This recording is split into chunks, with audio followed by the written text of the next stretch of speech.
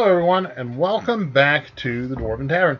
I'm your host, Dr. Jeff Goins, as there are many hosts of the tavern. Our taverniers are many, not really, but we have quite a few of them. And I have some time ago. Um, some time ago, I wanted to begin a learning process, a series of learning videos about games that I had never played before, um, or games that I had played and a new version was out and I wanted to get that going. Um, and I did one video, and it was Rifts. This guy here.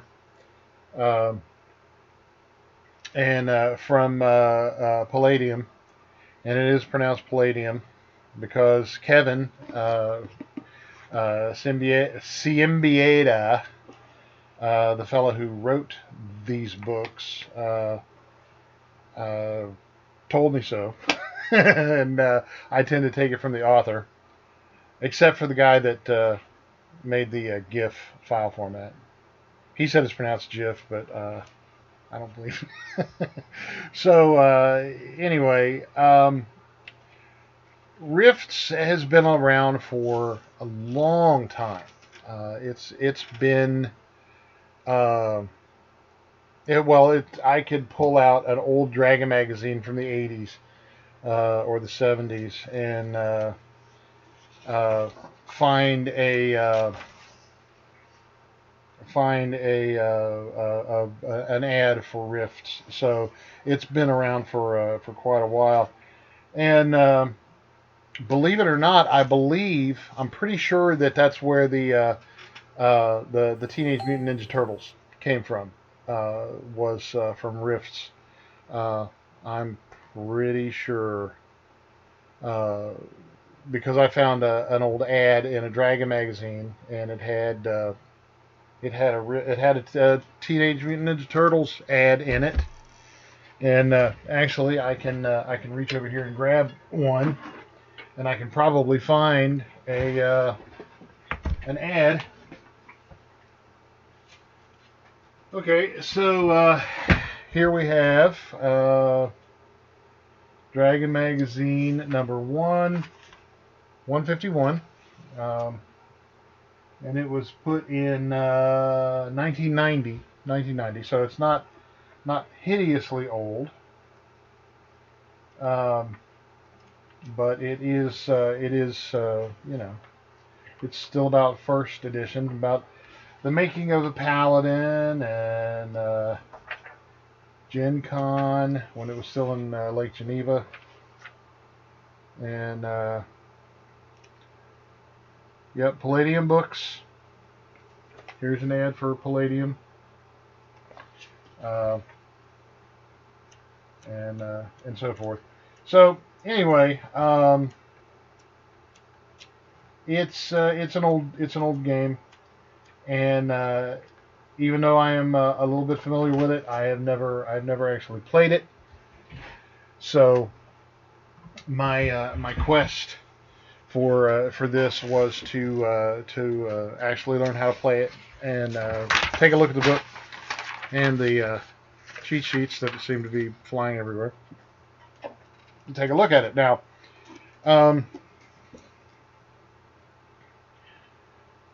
Since I got a lot of criticism from my first video for about Rifts, about not getting to the point, which I understand. It was a YouTube video, and this is not YouTube. This is Twitch, and this is streaming, and we're just kind of going one take live, where I guess YouTubers are more into the like editing and scripts and stuff, and I'm not doing the scripts. And although I'm not shaving soap or eating cereal. I'm actually looking through books and stuff. So let's take a look at the book and see what's in it in the table of contents. Having talked to Kevin, the author of this book, many times at Gen Con, we see him just about every year at Gen Con when we go out. He is a super nice guy. I really enjoy talking to Kevin because he's just, he's super down to earth, not full of himself at all. There are quite a few people who are, because you have a game this old and for this long that's this successful, with a following, and people tend to treat you like royalty, and we don't have royalty here in the old U.S. But entertainers and the like, especially here lately, have been behaving as if they believe they're royalty. And I know there's a lot of folks there's a lot of people in the gaming industry who, well, not a lot, there's a few. Anyway, to the point. In the table of contents, we start off with the setting, and it was one of the things that I don't like about books, especially game books, is that when you start off with the setting and then get to the rules later, it tends to I have no idea what that was. It tends to be off-putting. But in this case, it was well written, and I really enjoyed looking at it. I enjoyed reading the setting. Hi, Vixie.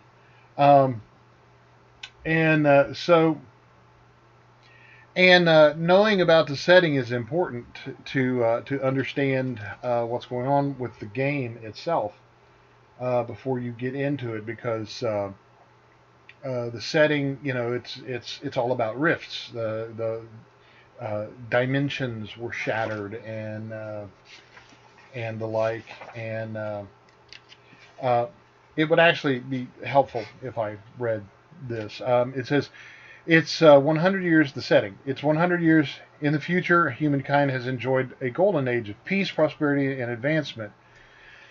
We've conquered most diseases, bottled the fountain of youth, extended the lifespan to 200 plus years, and our toys are nanotechnology and the genetic code. Our cities look like something out of a science fiction novel, complete with robots, androids, and flying cars. Our future appears grand, and then it all comes to a crashing stop. Imagine the end of the world. The movie Day After Tomorrow meets Nightmare on Elm Street. In addition to the mass destruction and total chaos, lines of blue energy appear across the world. There are where two or more lines meet, tears in space and time occur. From these rifts emerge strange alien beings. Some seem as mortal, scared, and confused as you. Others are demons from the very pits of hell. At other places along the lines, weird and alien wildlife appear overnight. People start to manifest magical and psychic powers. Ancient gods appear to claim portions of the land. Titans clash and the landscape changes. It is pure and utter madness. Fast forward 300 years. So 100 years from now, everything goes to hell, literally. And then this is 300 years after that. So it's a planet Earth, but one you'd barely recognize that has been transformed into a patchwork of 1,000 alien worlds with doorways to infinite realities. And that's essentially the setting. It goes on for quite some time after that, but that is the setting. And Rifts takes you from everywhere from, well, everywhere. I mean, you can do Wild West, you can do, cyber, like this freaking dude on the cover, the cyber ninja, with the beholder thing floating behind him. And then there's another Rifts book This is a different version with the the Cthulhu sort of esque lizard man with the Robert Palmer girl band with guns on a floating uh, chariot type cyber thing, to straight up Sir Galahad, you know, and ninjas and wizards and you name it, and it's a pretty cool concept because there is a literal butt ton, uh, a metric ass load of different kinds of characters that you can roll up. And just to name some of them, they have the combat cyborg, the black market bionics, the crazies OCC, the cyber knight, the glitter boy, the headhunter, the juicer, the merc soldier, the robot pilot, um, the body fixer, the city rat, the cyber doc, the wilderness scout, the elemental fusionist, the ley line walker, the dog boy, the psi stalker, the dragon hatchling, and so forth. So wanted to learn this game. I mean, and I've heard some comments, some people saying that the game is too complex, or it is very complex, and it's too protect. Blah. It is too complex in the opinion of some. The let's see. So my first desire is to find out uh, how to roll up a character, of course. So in doing so, I want to find the instructions thereof. Um, so on page 42, this might be a good place to start because I don't want to read the whole thing. I just want to get to the characters. And it says the characters on page 42.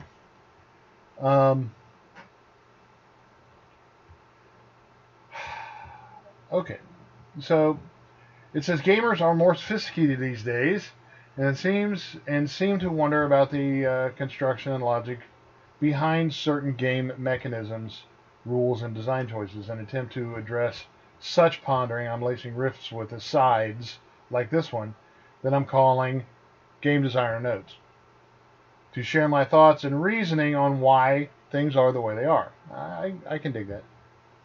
Sort of like the director's commentary on DVDs, I hope it helps contextualize and clarify the rules and makes the players and game masters feel more comfortable with the game, which is a cool concern. So I'm going to turn that light a little bit. Okay. So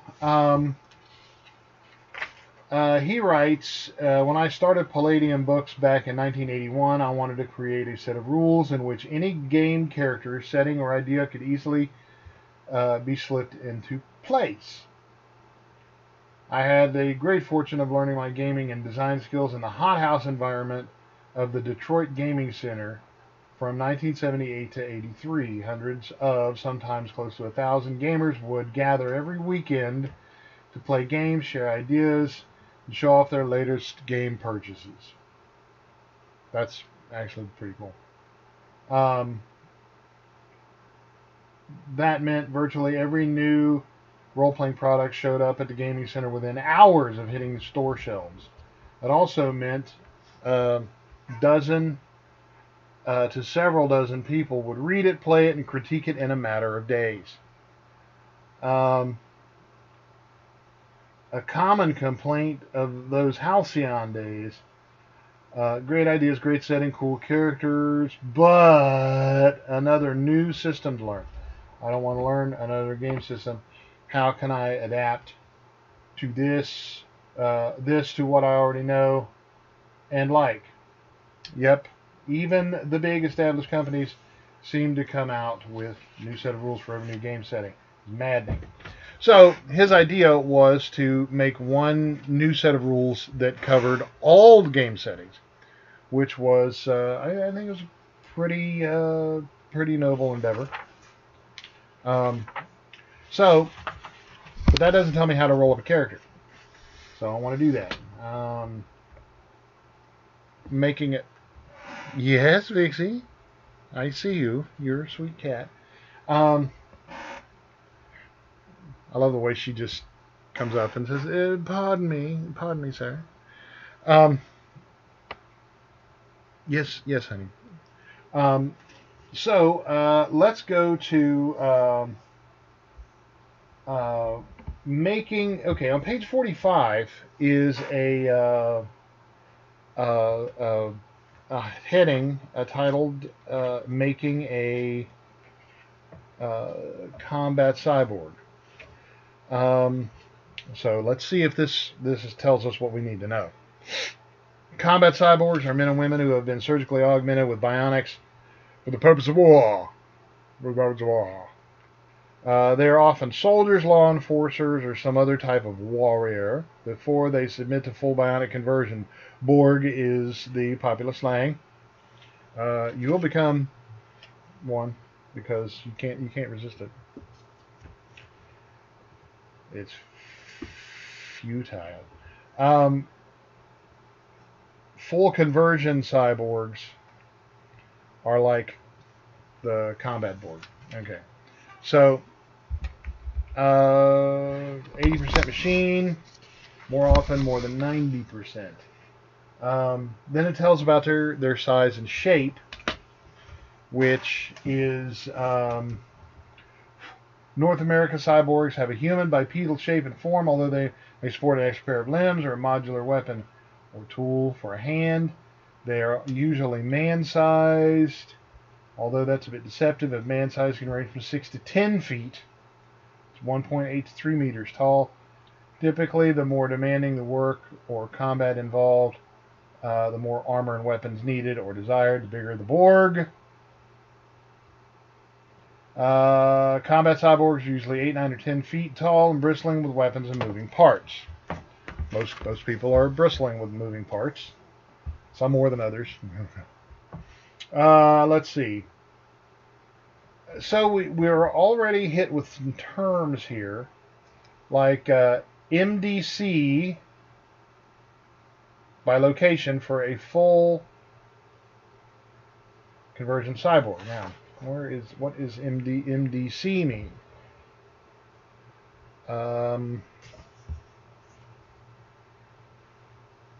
Because I'm not really sure if there's a glossary of terms, perhaps.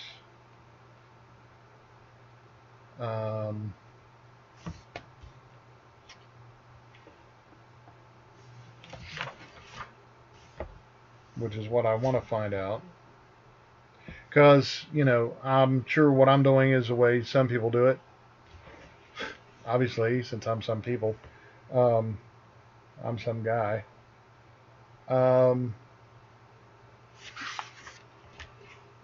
Mega damage. Mega damage and MDC. Okay. So, there is... let's see, what is this? This area in the back is combat terms. Okay, so he did have the presence of mind, which he's been doing this for a while, so I'm not surprised. Had the presence of mind to create a glossary of terms in the back. And MDC stands for mega damage capacity. Mega damage capacity work the same as SDC, another term.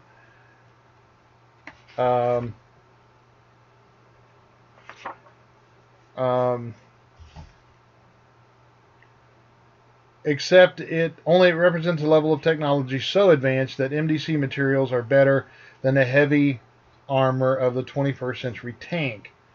Nanotechnology has allowed the creation of MDC material light enough to be used as body armor for ordinary humans. Okay, so according to this, your mega damage capacity by location for a full conversion cyborg is hands, forearms, upper arms, feet, legs, head, and main body. Okay, well that's great. So what I want to do though is I'm going to find just a section that explains stuff. And I'm wondering if there is such a thing in this book. It's got magic spells.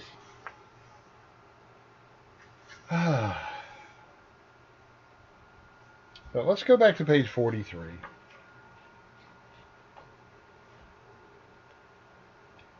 And let's see what it says.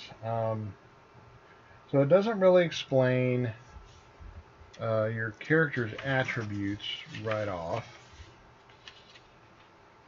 It explains your damage capacity right away.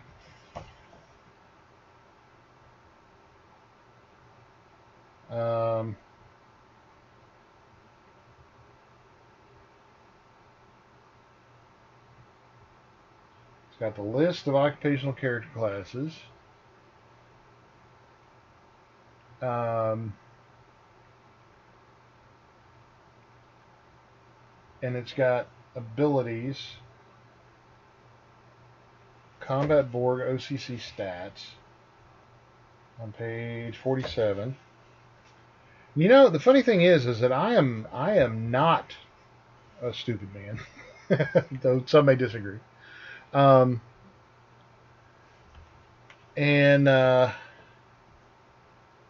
mean, I have several degrees that you may or may not believe. I don't care.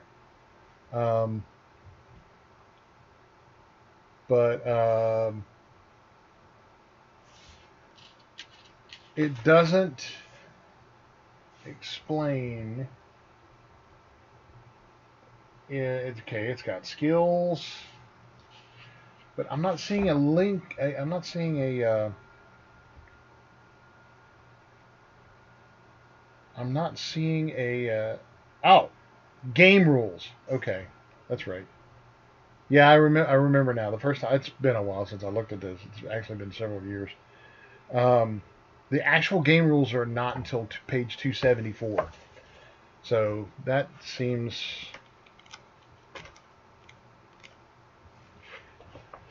odd to me, because they've got all this stuff in the front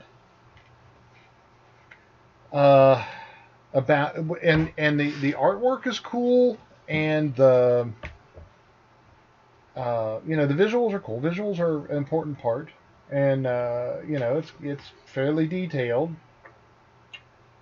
but you don't get to the actual game rules until 274. Now, I am a very patient man. I've been told, over and over and over. No, I have been told that I'm a patient man, and but I just don't know if I could stand reading 273 pages of something before I got to the 274th page that actually explains the game rules. Right? Okay. So, what you need to play after all of this other stuff, I think this was a huge mistake, because how to role play is on page 275. It says Rift is a game that can be played on many levels. Now, I don't have a problem with this. I don't have a problem with these game rules being written the way they are. What I do have a problem with is where they put the game rules. So just, setting that out there. Imagine the setting. Imagine your character. Imagine the action. Imagine the scene. That's good role-playing advice. What you need to play, page 276. Other than imagination, 2 or more players in a game match, you also need the following. 2 4-sided dice, 4 6-sided dice, 2 8-sided dice, 2 10-sided dice, and 2 20-sided dice. The numbers in parentheses are examples of how the dice terms are condensed and written about this adventure throughout this text. The first number 2 indicates the number of dice. The letter D stands for dice, and the second number indicates the type of dice. So TD4 is 2 4-sided dice. Okay, that's good explaining. Plenty of paper and a couple of pencils, keeping track of the character stats like hit points, MDC, and ISP, which is inner strength points. Okay, and in this section, it's actually starting to explain things. Your character log sheets. Of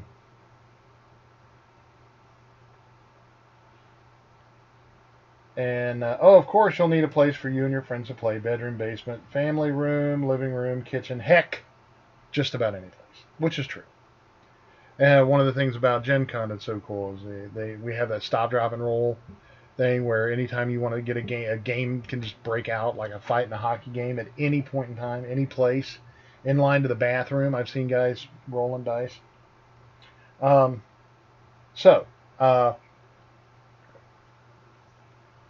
Then we go to notable game and riff terms like adventure, alignment, attributes. These are numbers, the attributes, which is one of the more important things that I need to know. PP means physical prowess, how smooth, agile, and quick a character is in combat. A character with a PP of 1 to 6. I'm sorry, I'm like 4 years old right now. Would indicate that the character is pretty clumsy, while a PP of 9 or 12 would be average, well-coordinated character. While a PP of 16 or higher would be a porn star. Would only belong to characters with exceptional agility and reflexes. Attributes are also part of a character's overall statistics, and stats is a vital part of his or abilities. Attributes, potential bonuses, and penalties are presented in the character creation section. So when we go back to the character creation sections where we get this information. Okay, so Borg stands for cyborg, bot stands for robot. Yep. Bonuses, combat, creatures, magic, CS. And I would like to note that I've noticed that a lot of parts of this book, a lot of parts of this game have things like MDS and SDS and ISP, and I know that that's an attempt to make it easier, but some folks have a problem with abbreviations. And MDC stands for mega damage capacity. So what I'm going to do is I'm going to reach over and grab a bookmark, and I'm going to put it here in the game rules, so I know where that is. What is... okay, so PPEs, potential psychic energy, OCC, occupational character class, MDC, mega damage capacity, ISP's inner strength points. Wow. Okay, so you have 8 attributes, and as opposed to D&D's 6. Okay, the 8 attributes are IQ, ME, MA, PS, PP, PE, and PB, and SPD. Okay, so we will get to that. 3 6-sided dice, blah blah blah.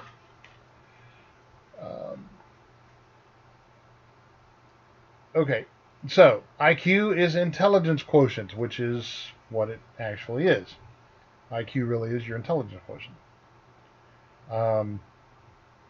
It's an interesting test. It has to be taken when you're very, very young. Otherwise, it's not as it's kind of a forecasting. It forecasts your intelligence when you're a child because it's measured on age, like at age 9 or something like that. It's a really interesting and weird test, and some people say that it's completely bogus and invalid. But for gaming purposes, intelligence quotient is true and accurate.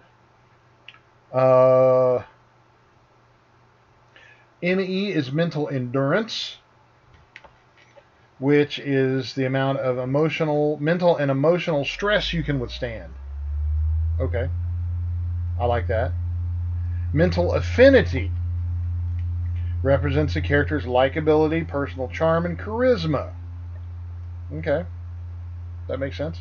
Natural leaders with an MA of 16 or higher have a bonus to invoke trust or intimidation in others.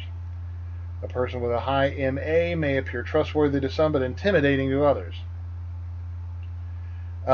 PS is physical strength. Okay. Physical strength. And, okay, here we go. Where is the next page, I say? Oh, there it is there. Okay.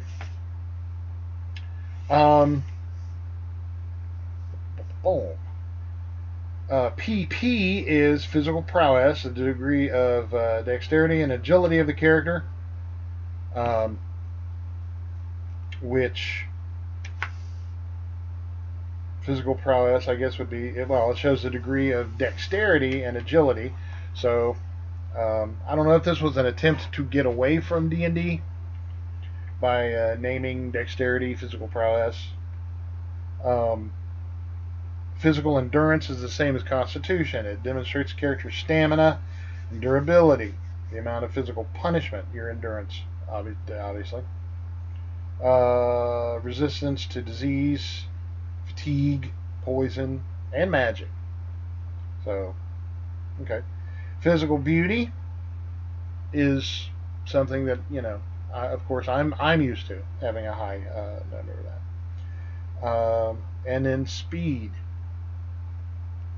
So we have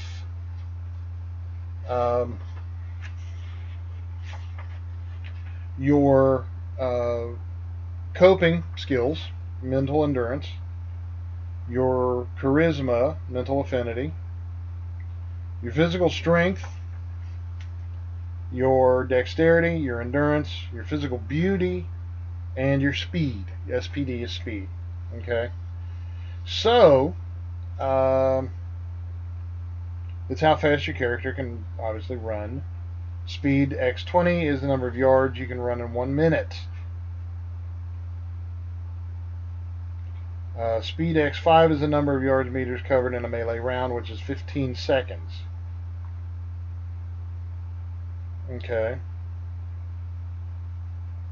Dividing the distance covered in a melee round by the character's number of attacks indicates how far you can move in each attack.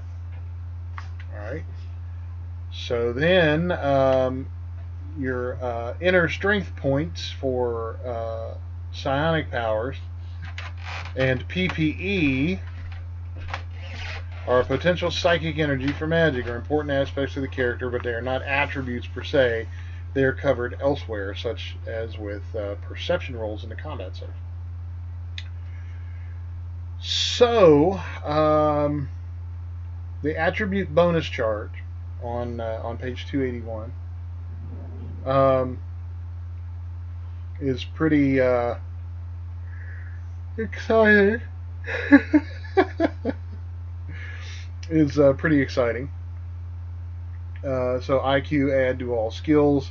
It's a one-time bonus. So if your IQ is 23,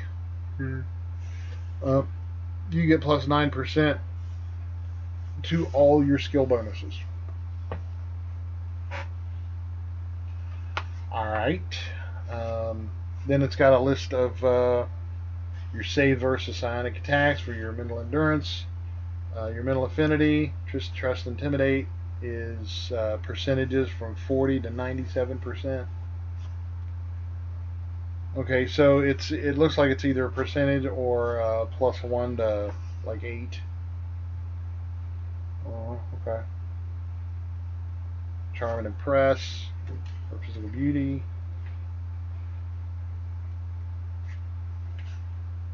And speed has no special bonuses other than the raw natural ability to run.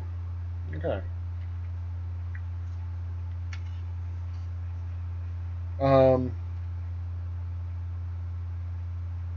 So nuts over the abbreviations. Nuts.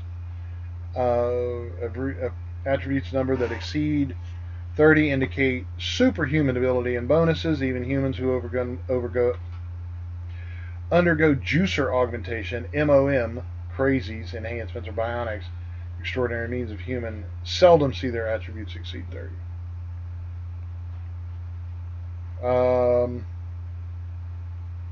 Attributes that range from 17 to 30 indicate exceptional ability. Attributes that are 6 or under tumble into the category of feeble, puny, and disadvantaged. Like myself in math. Actually, no, I'm pretty decent at math. I taught college math, so I had to at least know 5th grade level stuff. I'm not kidding. I did. I had to. I tested everybody that was going into my math class, and not one of them scored over 5th grade level.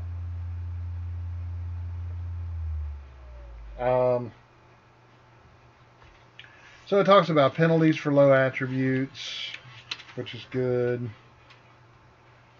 Okay, then it goes to attributes beyond 30, like augmented strength, robot strength, MDC. Okay.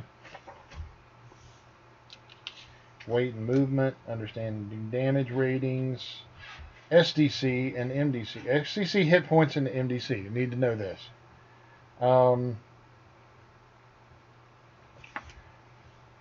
Physical damage, SDC. But what does SDC mean?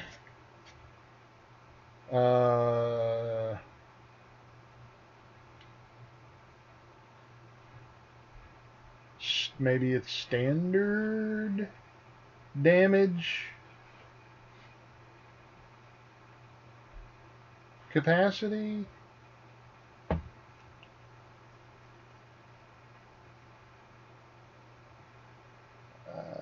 Okay, so yeah, I'm still reading.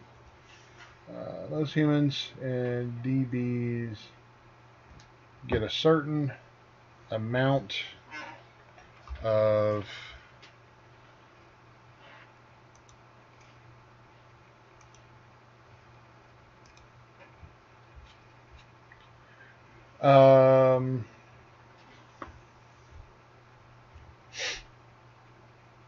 SDC applies to non-mega damage combat and indicates damage based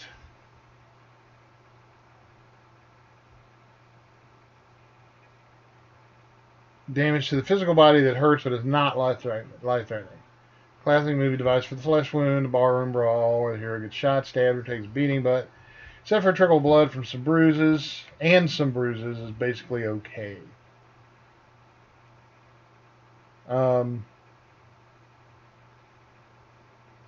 This is actually realistic when you think about professional athletes, blah, blah, blah. Yes.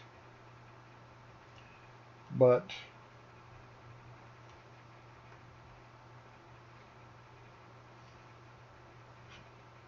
subdual damage capacity, maybe? Okay. I guess we're going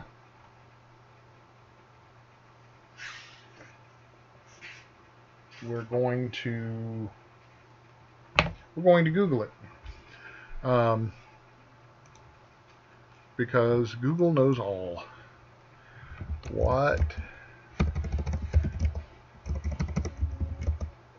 does SDC stand for? In Rifts.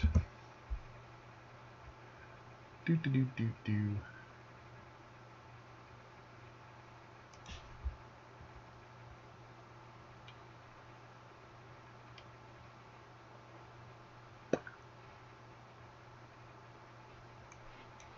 Rifts is not an acronym. Really? Okay.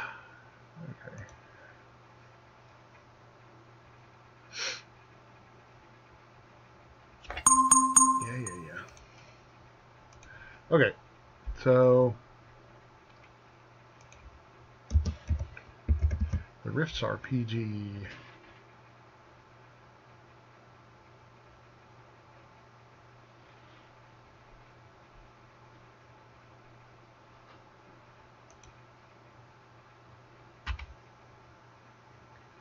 Now, doesn't really say on Google. I see some people complaining about its complexity, which it's not complex. It's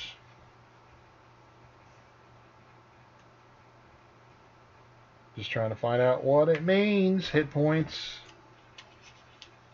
A different kind of it. They even have two different kinds of SDC. SDC and structural damage capacity.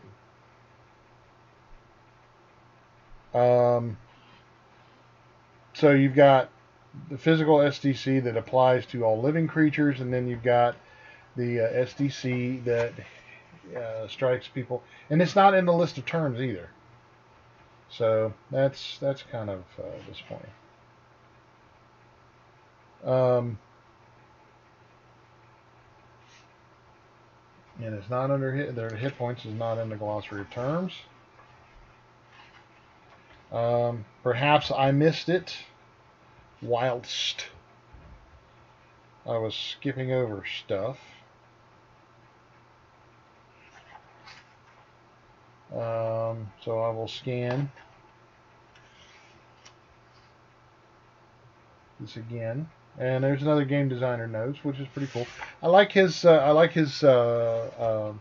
intentions.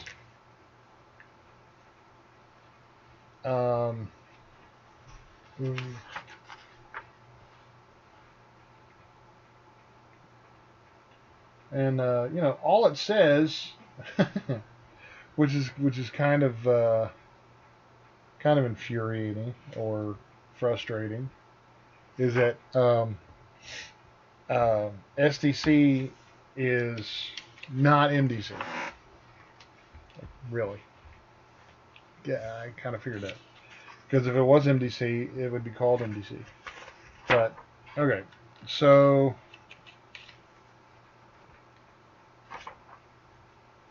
SDC armor. SDC hit points. The third MDC.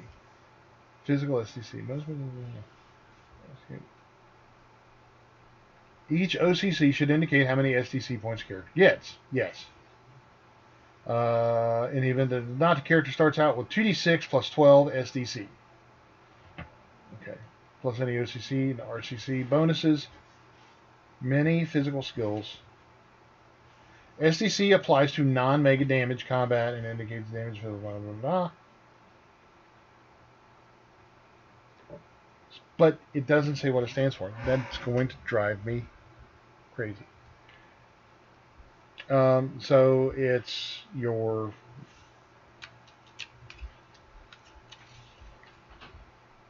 when your SDC is gone, then start subtracting additional future damage from your actual hit points.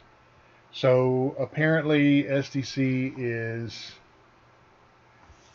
simply your initial damage. Like in in Starfinder, you've got the word I'm lost for words. It's the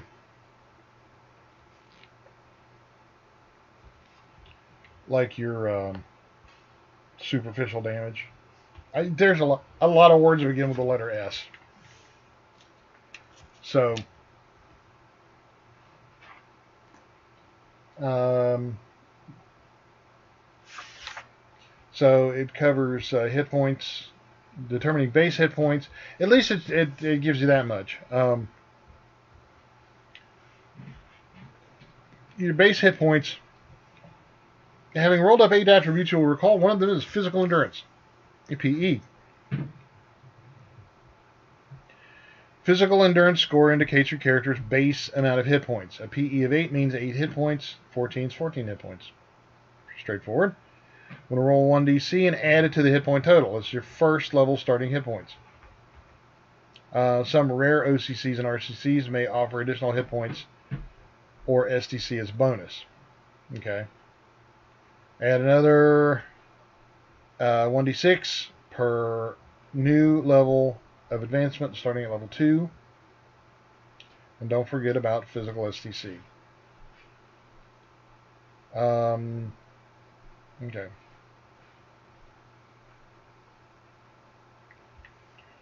Okay. So that's good. That's good to know. Okay. So we got that. You recover hit points at 2 hit points and 4 STC per day for 24 hours. Medical treatment by doctor, blah, blah, blah. So, yeah. Understanding mega damage. Mega damage has added a new wrinkle and danger to human life on Rift's Earth because mega damage is the equivalent of superhuman damage, and a single MD point can squish a human like a bug or vaporize him as if he was never there. Mega damage, body armor, power armor, robot vehicles, and MD weapons help even the playing field for humans, but they and most DBs remain mortal. So yeah, hit points STC creatures, no matter how comfortable the suit of armor may be, a person has to come out of his MDC shell sometimes. Consequently, hit points and STC can apply when a character is out of his protective armor or brawling among fellow humans. Of course, in the story context, this makes the supernatural and magical threat much more dangerous for humans. In the risk setting, mega damage and mega damage capacity will come into play more often than hit points and STC. Okay. Okay.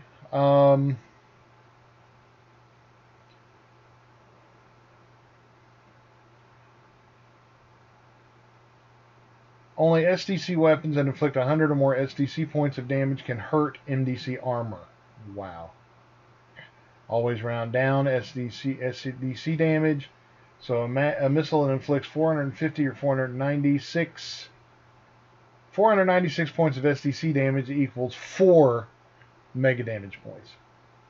So it's 100 to 1. 100 to 1 ratio there. That's actually pretty cool. So you could be playing on literally any scale. Okay, I like that. Determine psionics, creatures of magic. Pick an OCC and skills, which is the occupational character class we saw way back in the beginning. And pick an alignment like north. I'm going to be south by southwest.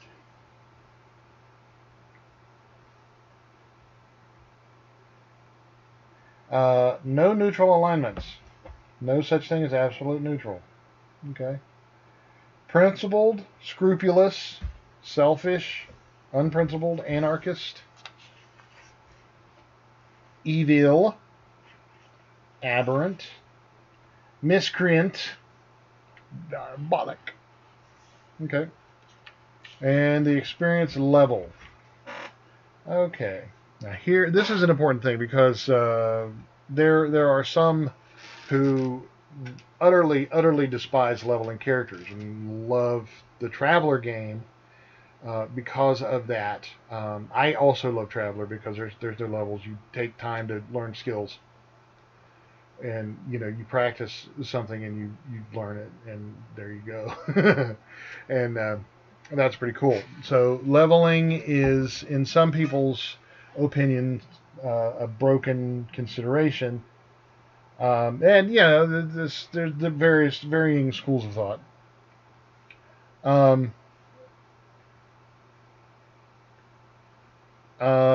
so game designer notes is quite lengthy, but um, experience and hit points. Each time a character reaches a new level, character will roll one six-sided hit die. Adds a number rolled to the character's hit points. Indicates physical development and maturity. Now this is cool because this harkens back to the first edition D&D, where all of the levels, all of the experience levels require different amounts of experience points for the different classes, the different OCCs, the occupational character classes.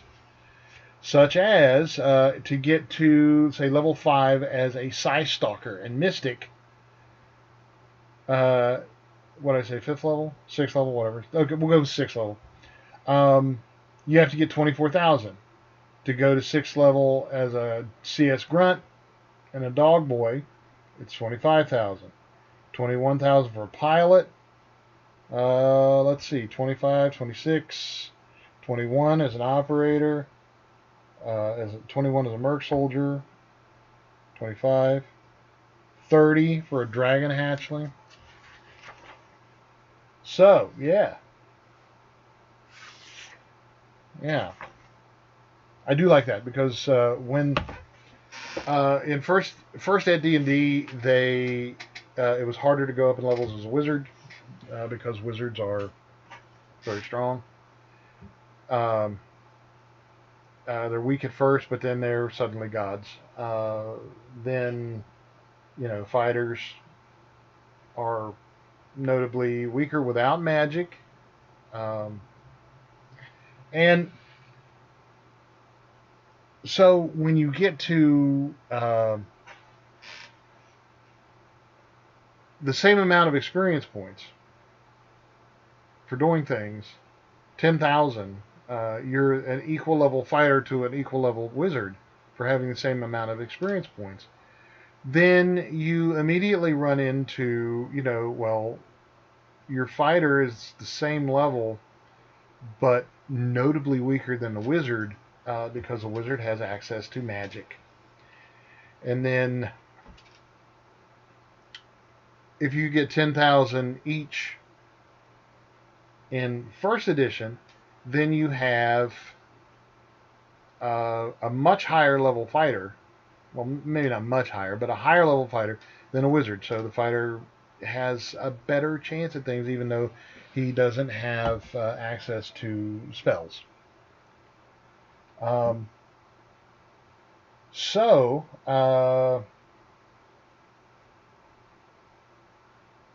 This has experience points award table, which is really super straightforward.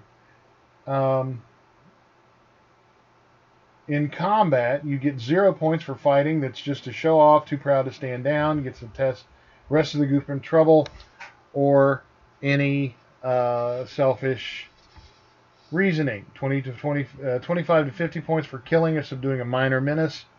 75 to 100 for killing a major menace. 150 to 400 for killing and subduing a great menace. Additional experience points are likely. Okay, that's super simple and straightforward.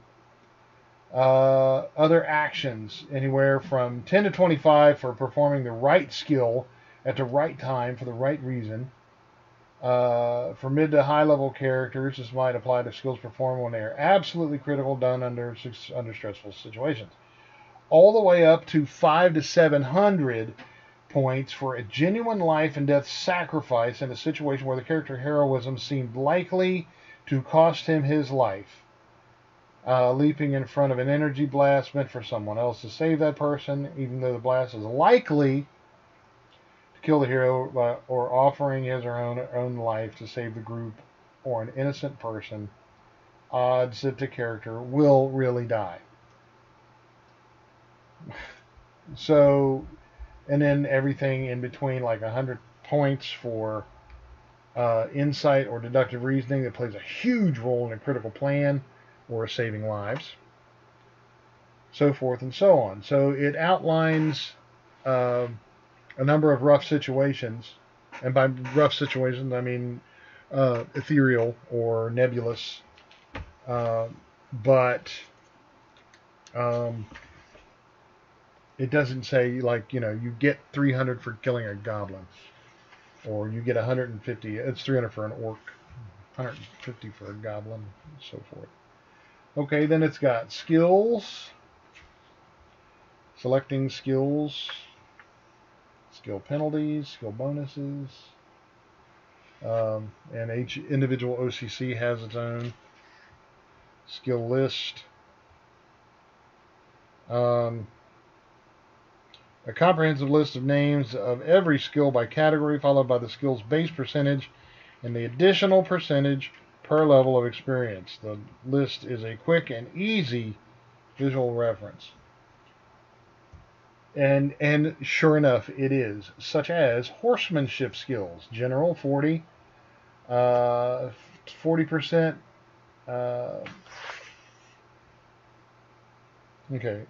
Comprehensive. So followed by the skill's base percentage and the additional percentage of level by experience. So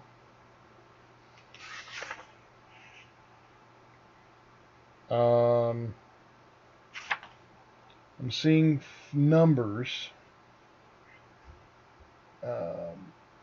Espionage skills, intelligence. The base is 32%. Which intelligence doesn't mean brain intelligence. It means like gathering intelligence, I'm assuming. It's 32% plus 4% per level. And then that intelligence thing we saw way back at the beginning of the game rules, which is here.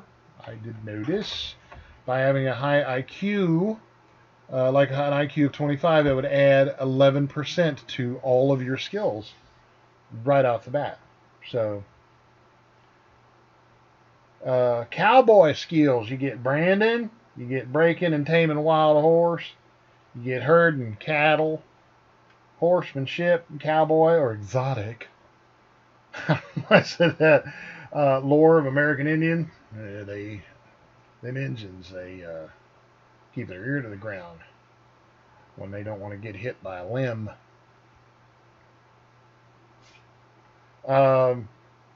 Roping, trick riding. Nice. I could get into this. Technical skills, calligraphy, 35% plus 5% of the level, etc., etc.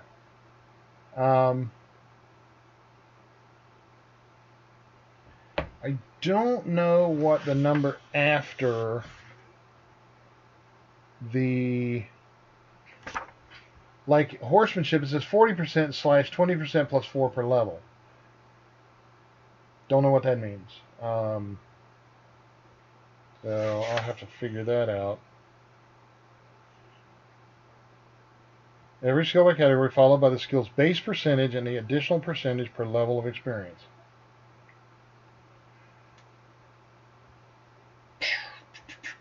So, okay. Maybe, I don't know.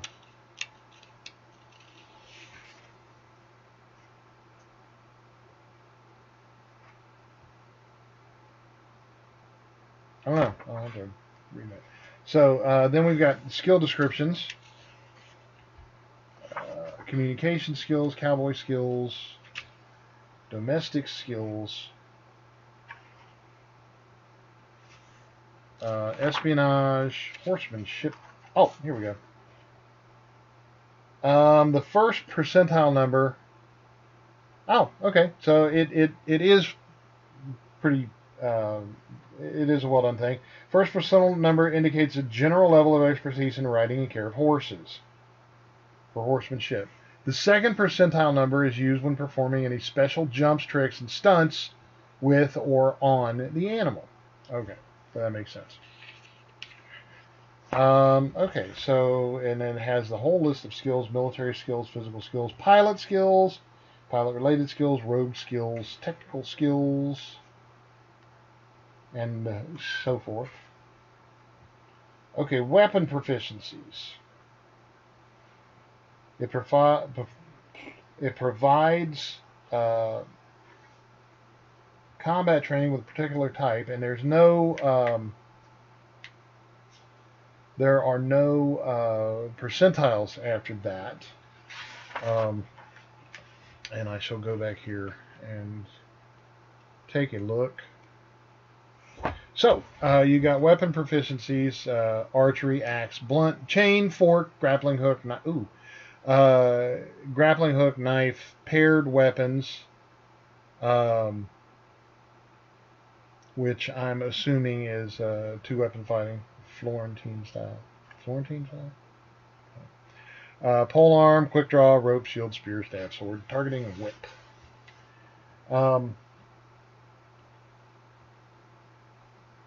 So weapon proficiency bonuses is what we're after, because anybody can use any weapon, but when you have the weapon proficiency, you get a bonus for it. Which, that is another school of thought, whether non-proficiency should get you a penalty, or proficiency should just not get you, or should not just not get, if being proficient gets you a bonus, or if being non-proficient gets you a penalty. And there are arguments for both sides. But in this system, you get a bonus when you have the proficiency with it, which is also accurate. Both ways. I can no longer speak. I'm sorry. I apologize. Training with all types of large axes, axe weapons, including single blade and double-headed axes. Okay, so this happens to be my own particular forte. So we've got your double-bladed axes. Okay. And then we have your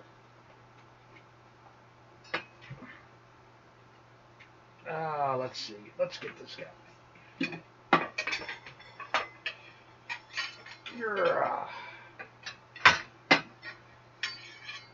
We have your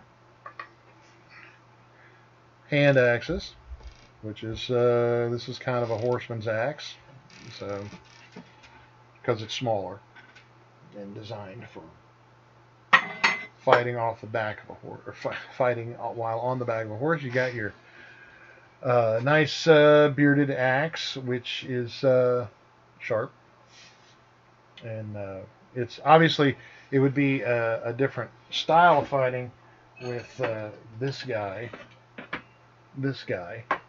versus this guy, because you have the two different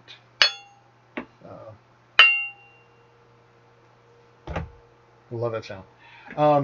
So yeah, and as we go, training with all types of large axe weapons, including single blade and double blade axes, battle axes, and picks.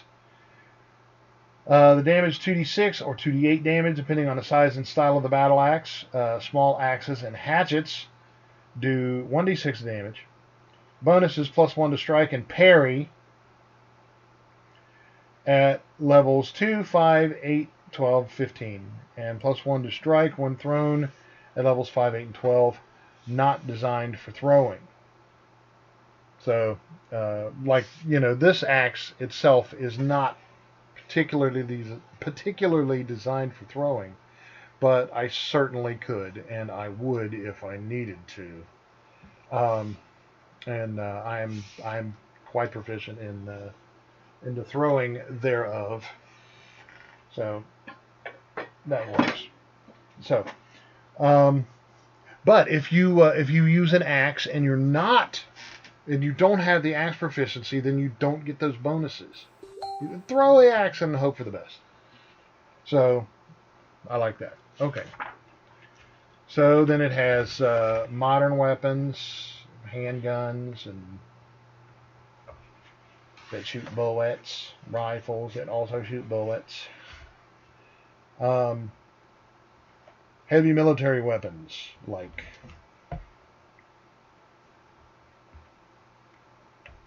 machine guns, grenade launchers, portable rocket launchers, howitzers. I don't know. Okay, then you've got insanity tables for some reason. What the hell? Insanity. Oh, this is a list of optional rules and tables. Insanity for, when you walk through the rifts and suddenly Cthulhu. Oh, hey, how you doing? I'm Cthulhu. Welcome to the nether, the far realms. Insanity tables. Psychosis. Phobia. My favorite phobia, by the way, for those of you who care, is hippopotamonstrosis squipdaliophobia, which is the fear of long words. Or in that same arena is helenologophobia, which is the fear of scientific terms. So you say that to somebody, if they freak out, they've got it. Random phobias: techno wizards, water, Simvan, spell weaving sorcerers. Who's not afraid of spell weaving sorcerers? Random obsessions. Okay, so this brings us to the combat rules. You determine initiative. The attacker rolls a strike. An armor rating. You roll 20. Okay, so the attacker rolls a strike. The first attacker to roll a 20-sided die. If the result is 4 or less, the attacker misses. Any roll above a 4 will hit the opponent.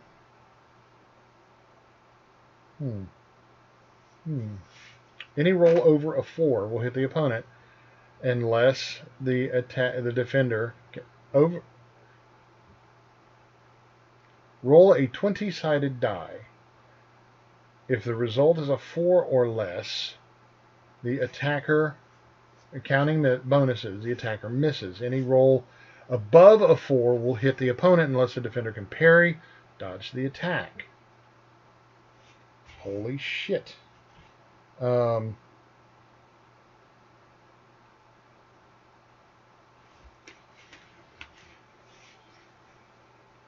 Okay, so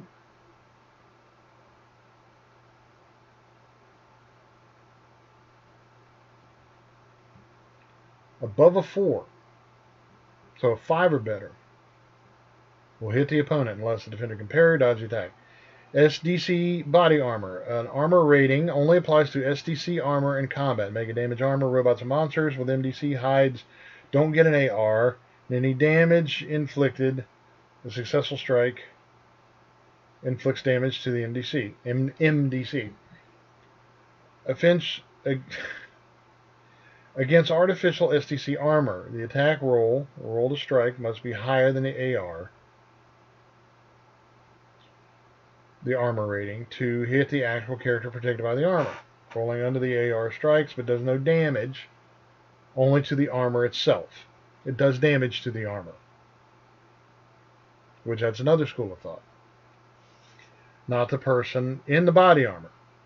It's a good thing that it is whittling down the armor protection, but the character inside remains uninjured.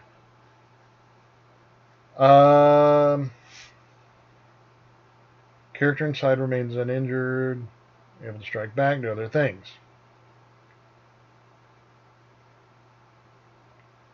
Okay.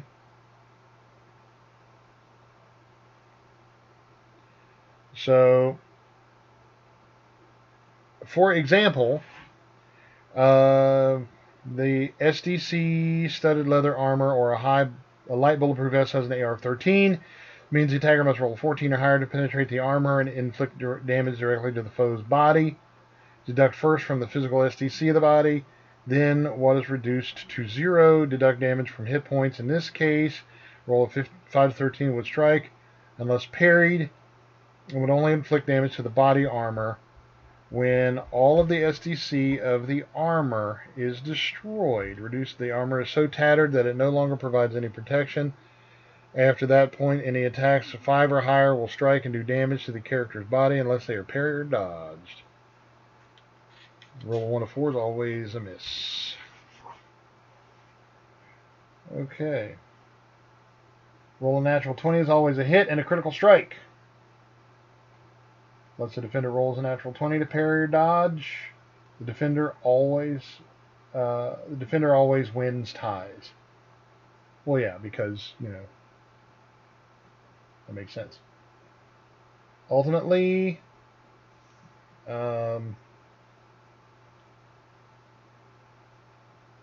combat continues back and forth till one side or the other surrender or slain. Natural AR does not apply in rifts, so there's no natural armor. Body armor.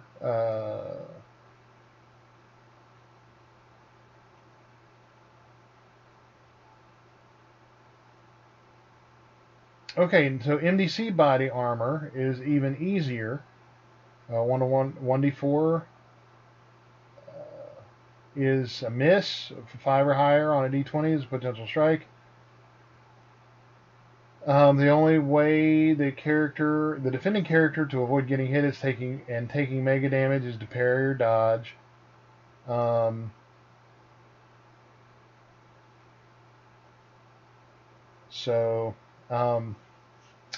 For example, 2 opponents clad in body armor with a 50 MDC are locked in combat. This means the attacker must roll 5 or higher to strike his opponent. 5-20. Higher combat bonus will strike unless the defender parries or dodges. Deduct damage from the MDC of the body armor, a force field, etc., reducing the MDC of the armor accordingly. When all the MDC armor is gone, the armor is so tattered it no longer provides protection. After that point, any attacks are at 5 or higher will strike and do damage to the character's body. Okay. And I'm assuming that's with mega damage armor. The defender may parry, dodge, or entangle, which is step 3. Attacker rolls damage. Defender may attempt to roll with the impact, which is the thing. The attack's physical damage, like a punch, kick, mace, hammer, staff, blah, blah, blah. The defender can attempt to roll the impact. The defender must roll a d20 and match or better the attacker's roll to strike. It's like a saving throw for half damage. Successfully rolling means the character takes half damage. Okay, that's cool. Okay. A combat sequence. Everybody rolls for initiative. 1 with initiative rolls a strike. The character under roll parry or dodge.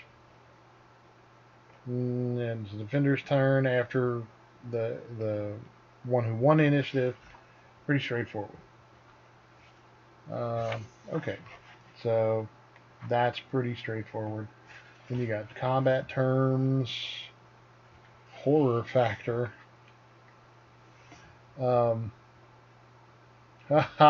Okay. Wait. So the saving throws are just straightforward. Curses 15 or better, disease of 14 or better, lethal poison is 14 or better, non-lethal poison is 14 or better. SDC, this stands for structural damage capacity, which is their amount of damage an object can absorb before breaking. Living creatures also have an SDC. It represents their physical resistance to damage. But it's, that's it. So I guess it just stands for structural damage capacity. Interesting. Then you got hand-to-hand combat skills. Okay. assassin, martial arts, commando, spetsnaz, expert, etc. Robot, power armor combat, basic and elite, heavy ground bots. And then we get to the indices where it talks about mega damage is impervious to SDC points of damage. So if you have one MDC armor, armor with an MDC of 1, then it's like damage reduction of 100, and it takes no damage from being hit. So that's amazing. The hit points, SDC damage.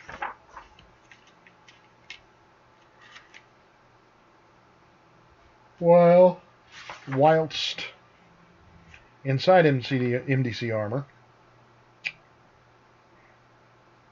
impact damage from a height. Yeah, like I know Iron Man's armor is an exception because he's Iron Man, but in that first Iron Man movie when he took the tank shell to the face, you know, that impact and the explosion and all that stuff, he would have been a creamsicle on the inside of that armor. And I know there's reasons for him not being that way, but most body armor, power armor, carefully designed and padded, so the armor absorbs the majority of the impact. So impact rules for applicable to body and power armor. A fall, 1 point of SDC or a hit point of damage for every 20 feet fallen from a height. High speed crash, you take 1d4 points of SDC or hit point damage for every 20 miles an hour of speed above 50. That's pretty damn good. Impact from an explosion and chance of being stunned. So, okay, that's reasonable. Then it has instructions on how MD weapons work, which we'll get to when we need to. Beating the odds with surgery. Then it's got all of these wonderful ranged combat weapon proficiencies, short range missiles, missile combat. Best one done at a great distance, I would think. Shooting missiles. You can roll the impact. Then it's got psychic combat, which is cool. Okay, so with what I have gleaned from this book, I feel confident that I could at least begin rolling up a character and playing the game of Rift. So I'm going to talk to the other Taverniers and see if we can't get a game going at some point in time and possibly stream it, and so you can watch our confusion and our the massive chaos involved with us learning a new game. So hopefully this satisfies my promise, at least to some degree. If you have any questions or comments, please let me know, and we will, I'll address it as I can in a future thing, since I'm going to be streaming a lot more than I was before, since I wasn't. So again, that is Rifts. I think I'm liking it.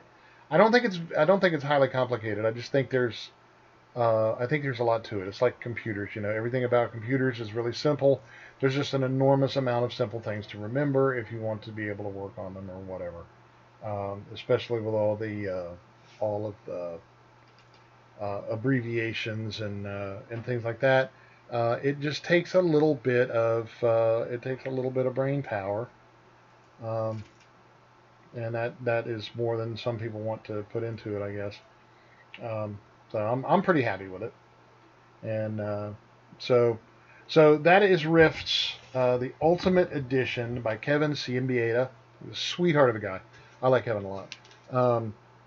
and hopefully we'll be doing some more with this. The Ultimate Edition book actually goes for $40, which for a freaking 370 odd 75 page book, it's pretty good. So, and I also have the Heroes Unlimited over there, which I will take a look at and review later. So that is Rift's Ultimate Edition from Palladium, pronounced Palladium Books. And check them out online and tell them that Dr. Jeff Goins from the Dwarven Tavern sent you, and he might actually let you buy a copy of the book. He might not charge you extra. I don't know. So there's that. And at that, on behalf of the entire cast and crew of the Dwarven Tavern, I am Dr. Jeff Goins, wishing for you to want for nothing but adventure. At first I feared it, then I charged. Thanks for watching, and I will see you next time.